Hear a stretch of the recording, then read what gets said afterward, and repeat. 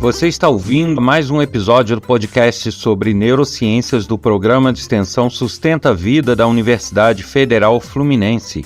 Meu nome é Adriano Freitas, sou pós-graduado em neuroaprendizagem, que é a neurociência aplicada à educação, especialista em neuropsicologia clínica.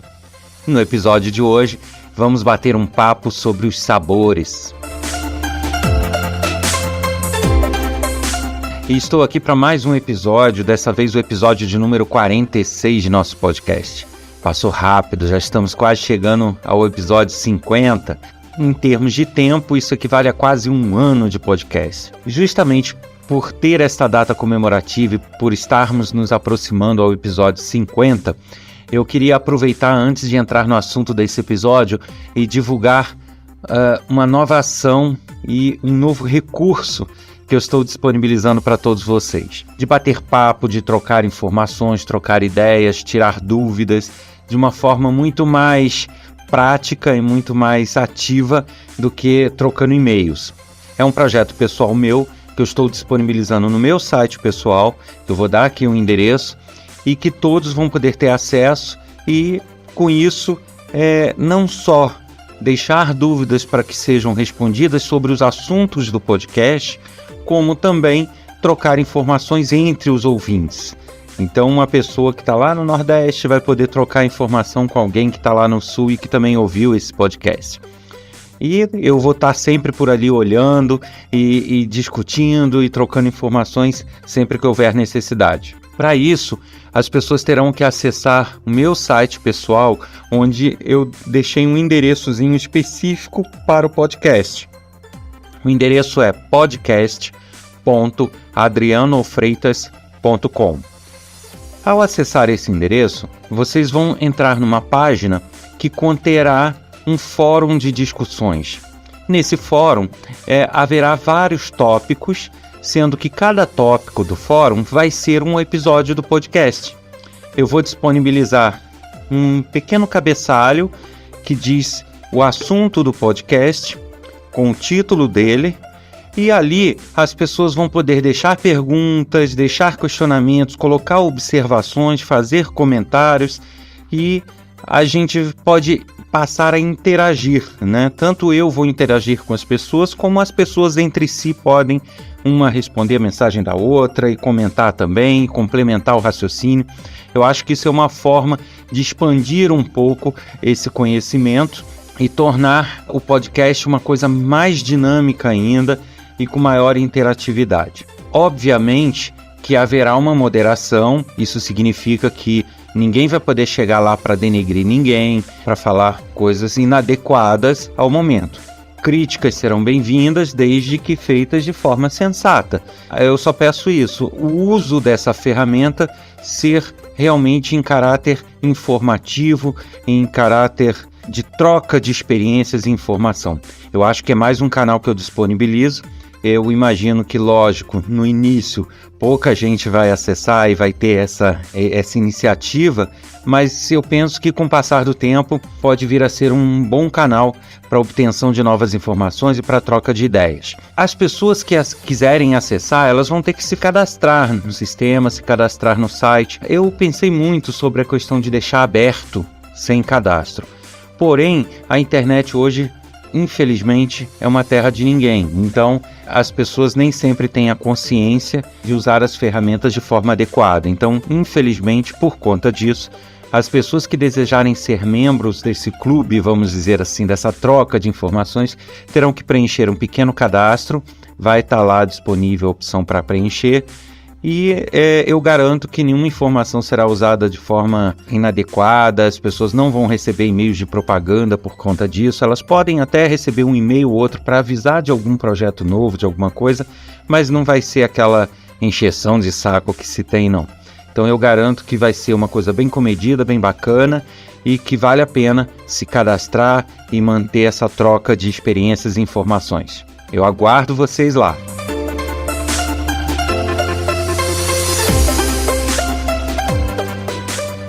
E o assunto de hoje, como eu já falei, são os sabores. Muita gente tem uma impressão errada do que são os sabores. Acha que nós somos capazes realmente de sentir esses sabores através da boca. E não é bem assim, tá? Existe um episódio anterior do podcast onde eu falo sobre a realidade. E ao falar da realidade, eu cito até um seriado de TV que define a realidade como sendo uma invenção da nossa imaginação. E de fato, se a gente for levar ao pé da letra, porque, como eu expliquei lá atrás, o nosso cérebro ele vive tendo que completar as informações que ele recebe para que possamos sentir e processar essas informações. Então, ninguém recebe do olho a imagem perfeita e completa como a gente tem a sensação de enxergar. Também ninguém recebe do nosso olfato, do nosso nariz, tudo de forma muito eficiente para que ele possa trabalhar. E a mesma coisa se reflete no sabor, né, na sensação de sabor. Ela não é perfeita. Então, na verdade, todas as nossas sensações, elas precisam de um processamento do cérebro, né? O cérebro ele precisa completar essas informações, maquiar, dar um jeitinho, arrumar, para que aí a gente tenha essa sensação de percepção que nos parece ser perfeita, mas que na verdade não é tão perfeita assim. Então, só para a gente saber, com relação aos sabores, o sabor em si, quando a gente fala, tem um bolo que é tão gostoso, ou tem um chocolate, ou uma sobremesa, na verdade, a gente não está se referindo ao gosto propriamente que a nossa boca sente, que as nossas papilas ali gustativas sentem e mandam de estímulos para o cérebro. Não, na verdade, isso é uma associação de sensações. A nossa boca mesmo, o nosso mecanismo só é capaz de sentir, na verdade, 6 gostos. Somente. A gente percebe o gosto doce, salgado, amargo, azedo, umami. Esses 5 gostos é só o que nossa boca percebe.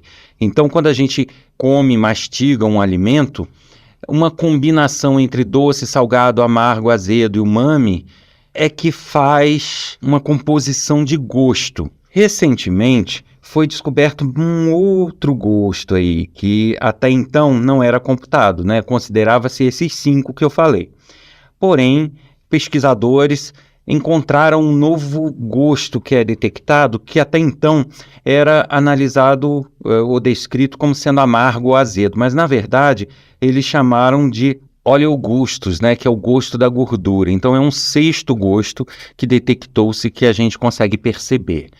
O umami, para quem não conhece, eu vou falar aqui termos, mas ninguém precisa se ater a isso, ele é um gosto que vem a partir do ácido glutâmico, o inosinato, o guanilato, e assim, são substâncias que a gente percebe quando a gente come cogumelo, tomate, cebola, shoyu, carnes vermelhas, peixes, frutos do mar. Então o gosto umami é muito encontrado nesse tipo de alimento. Ninguém precisa decorar isso, mas o fato é que nós percebemos através da boca, originalmente 5 gostos, agora tem esse 6º, né, que é o oleogustos, e que apenas esses 6 gostos nos geram toda essa variedade que a gente tem a percepção. Mas aí você me fala, poxa, como que apenas 6 gostos podem gerar sensações tão diferentes ao comer alimentos tão diferentes? É porque, para gerar propriamente o sabor, né, não confundir o gosto com o sabor, o gosto diz respeito a esses elementos primários que são captados e que são percebidos pela nossa boca e enviados ao cérebro. Já o sabor, ele é gerado no cérebro. Na verdade, o sabor ele não vem da boca vem o gosto, que são esses 6. E isso é associado a outras sensações. Essas sensações vêm do olfato, ou seja, o aroma é muito importante para a formação do sabor. O tato ele percebe a textura e a temperatura. Então, você tem alimentos que são sólidos, alimentos que são cremosos, que são líquidos, né? Isso faz a diferença na nossa percepção de sabor. Então, juntando isso tudo, o nosso cérebro monta uma ilusão de sabor. que na verdade não é físico, a gente não percebe fisicamente. A gente faz uma associação de vários elementos e essa associação é que gera esse sabor. Então, quando a gente come uma sobremesa, fala, nossa, que sobremesa deliciosa, tem um gosto disso, daquilo. Na verdade, não, ela vai ter o gosto doce, o gosto azedo, o gosto isso, o gosto aquilo, associado ao cheiro que ela tem, associado à textura e à temperatura. Isso tudo em graus diferentes nos dá a sensação de sentir aquele sabor que nos agrada ou nos desagrada. Importante notar que, apesar de não ser um elemento formador do sabor, a visão, né, a aparência, nos estimula a comer ou não um determinado alimento. Então, ele não vai alterar o gosto. Eu posso ter um pudim de chocolate bonitinho, ou eu posso ter ele todo desmanchado. O gosto não vai se alterar em função disso. Mas a nossa vontade, o nosso impulso de querer comer pode sim ser afetado pela visão também. Então, a gente não pode dizer que ele compõe o sabor, mas a gente diz que ele é importante para esse estímulo da alimentação. Você me diz, poxa, mas então, na verdade é uma ilusão o sabor? Sim, é uma ilusão a partir do momento que ela não é percebida diretamente pela boca. Ela é montada dentro do cérebro, né? O cérebro manipula vários elementos e daí gera o sabor. E a gente pode dar vários exemplos disso, né?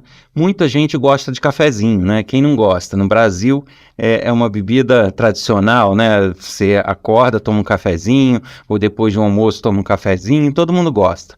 Agora, você pega um café, ele está gostoso lá, do jeito que você gosta, e aí você deixa ele esfriar ou gelar. Ele vai ter o mesmo sabor? Vocês vão perceber que o sabor do café permanece o mesmo depois que ele esfria? Tenho certeza que a resposta é não. Não permanece o mesmo sabor, o sabor muda. Muita gente passa a não gostar do café quando ele esfria. Por quê? Porque um dos elementos que compõem o sabor, que é a temperatura, foi afetado. Então, a partir do momento que mudou a temperatura, mudou a sensação do sabor. E aí a pessoa passa a não gostar. Ou tem gente que não gosta quente e passa a gostar. Isso pode acontecer. Então, na verdade, qualquer dos elementos que compõem o sabor, quando ele é modificado, ele nos dá uma sensação totalmente nova sobre o alimento. Um outro exemplo que é clássico e que também é um exemplo que até uma pesquisadora da UFRJ, a Suzana Herculano, ela costuma citar bastante, é o seguinte: se eu pego um prato que tenha bife com batata frita, por exemplo, e como eu vou sentir o sabor do bife com a batata frita. Perfeitos, ele quentinho. Agora, se eu pego esse mesmo bife, essa mesma batata frita, deixo esfriar e bato no liquidificador, eu vou estar alterando dois elementos, que é a temperatura, de quente para frio, e vou estar alterando a textura. Ele vai deixar de ter a textura da batata frita e deixar de ter a textura da carne. Então, ele vai virar uma sopinha.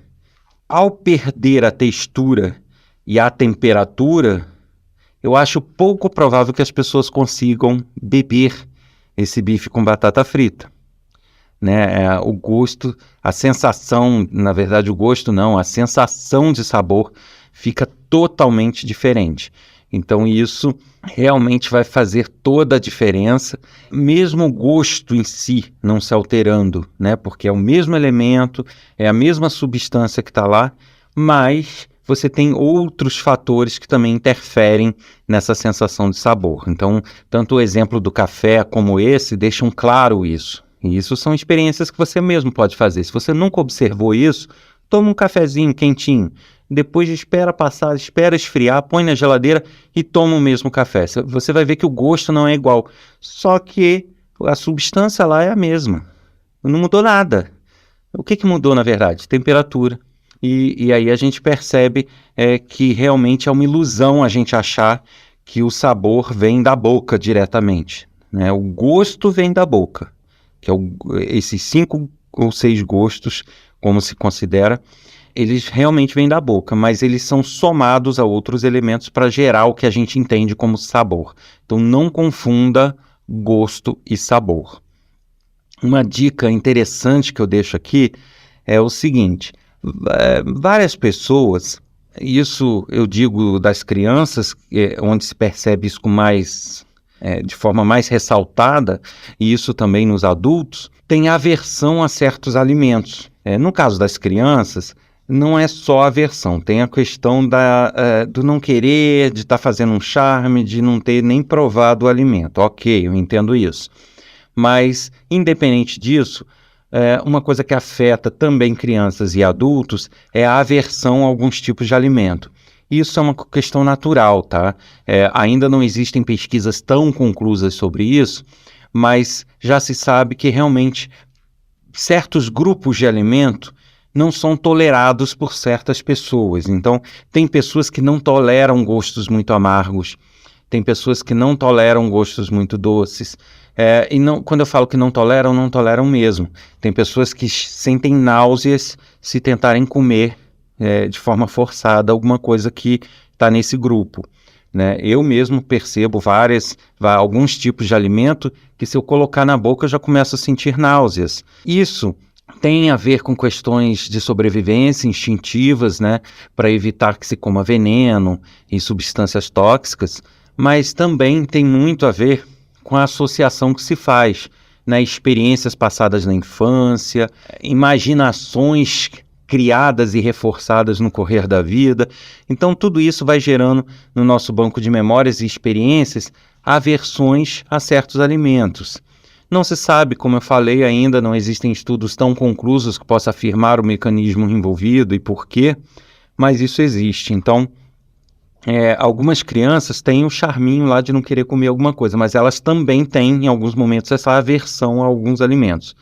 Outras pessoas, adultas já, sentem isso com alguns grupos. Eu, por exemplo, tenho com alguns gostos, alguns sabores, e tenho também com algumas texturas. Por exemplo, se eu comer um arroz e nele tiver algum grãozinho mais endurecido, nossa, acabou comigo. Isso são aversões que a gente tem em alguns grupos alimentares.